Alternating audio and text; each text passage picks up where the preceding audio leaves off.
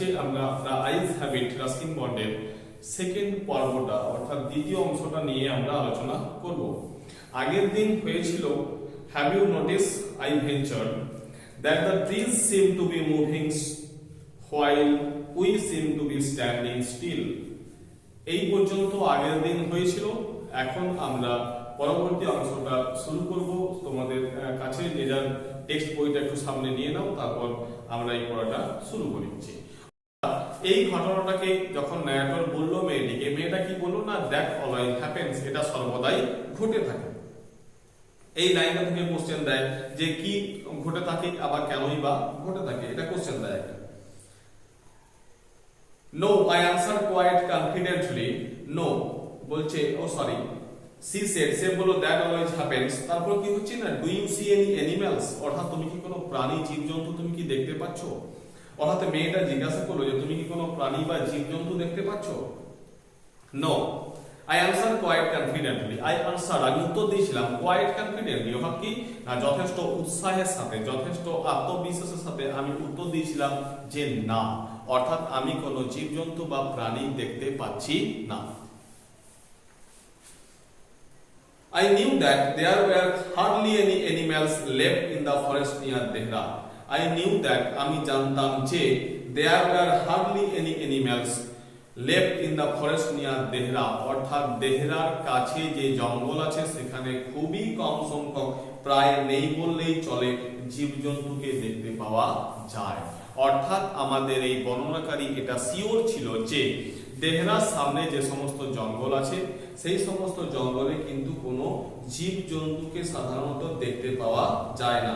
অর্থাৎ সেই এরিয়ার মধ্যে I knew that there are hardly any animals left in the forest near Dehra.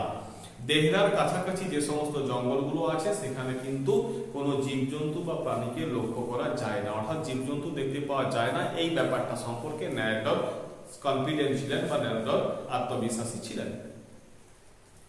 I turned from the window and faced the girl. আমি জানালা থেকে মুখ ফিরে নিলাম and faced the girl, মেয়েটির মুখোমুখি হলাম।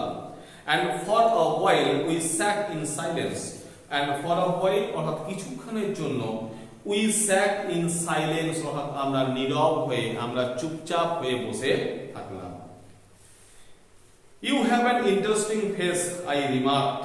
এরপর কি বলেছে দেখো, I remarked you have an interesting face, অর্থাৎ তোমার একটি আকর্ষণীয় মুখ আছে, অর্থাৎ তোমার মুখটি খুব সুন্দর। এটা কে বলেছে? আমাদের ন্যারেটর বলেছে। কার উদ্দেশ্যে বলেছে? এই মেয়েটার উদ্দেশ্যে বলেছে। কি বললো? You have an interesting face, অর্থাৎ তোমার একটি আকর্ষণীয় মুখ আছে বা একটি সুন্দর মুখমণ্ডল আছে। একটা মেয়েকে লেখক বা আমাদের এই বর্ণনাকারী সে কিন্তু এই কথাটা বলে দিল।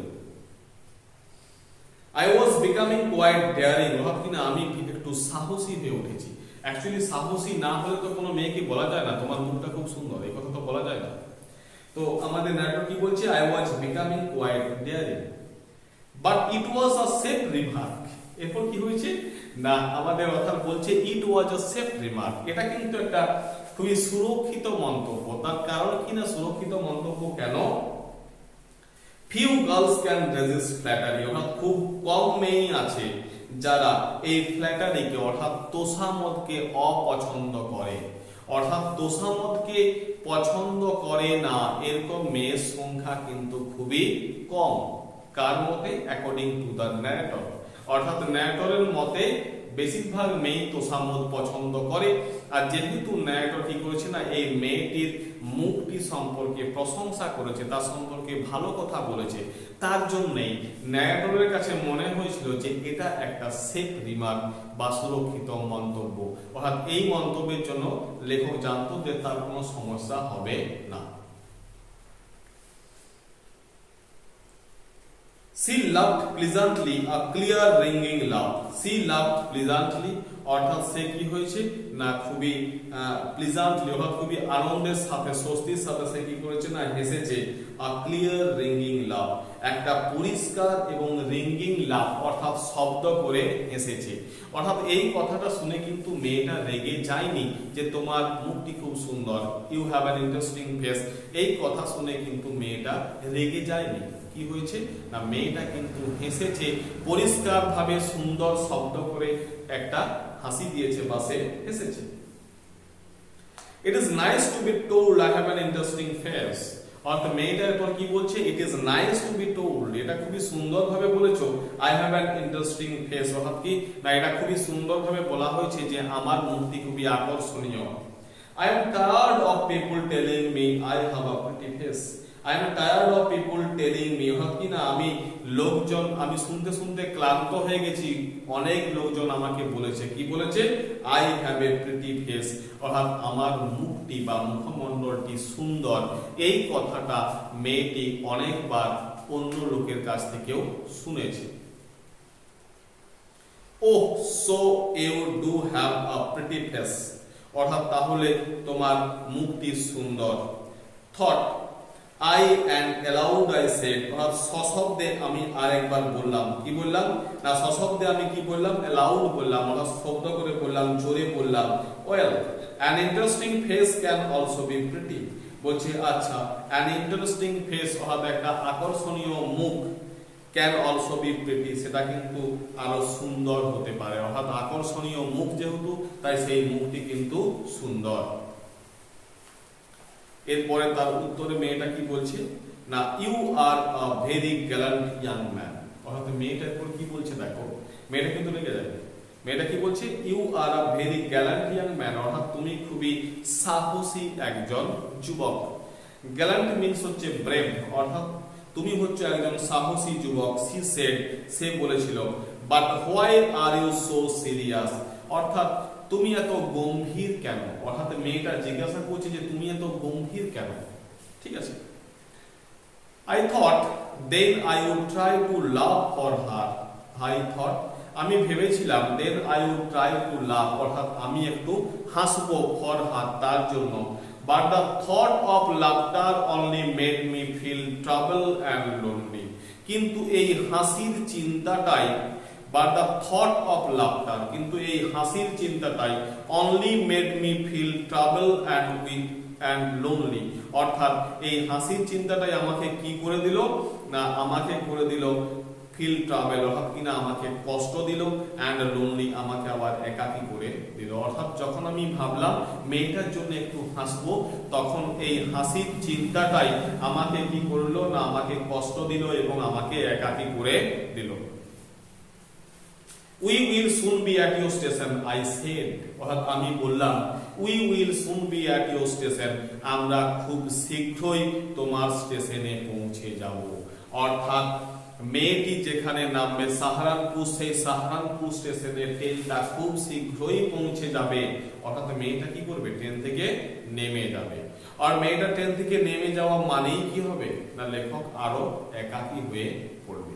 অর্থাৎ মেয়েটা যেহেতু সামনেই নেমে যাবে, সামনেই তার সাহারানপুর স্টেশন আছে, সে নেমে যাবে, এই চিন্তাটার জন্যই লেখক কি হলো না তার জন্য হাসতে চাইলেও সে হাসতে পারলো না। তার কারণটা হচ্ছে এটাই যে এই হাসির চিন্তাটা যখন সে করছিল তখনই ভাবছিল যে মেয়েটা তো এরপর নেমে যাবে, আর সেই মেয়েটা নেমে যাবে এই ভাবনাটা যখন তার মধ্যে আসলো, তখন ন্যারেটরের মধ্যে কি এসেছিল না তাকে ন্যারেটরকে বলছে ফিল ট্রাভেল, আমি তখন কি করছিলাম, আমি একটু কষ্ট অনুভব করছিলাম, অ্যান্ড লোনলি, এবং একাকী অনুভব করছিলাম।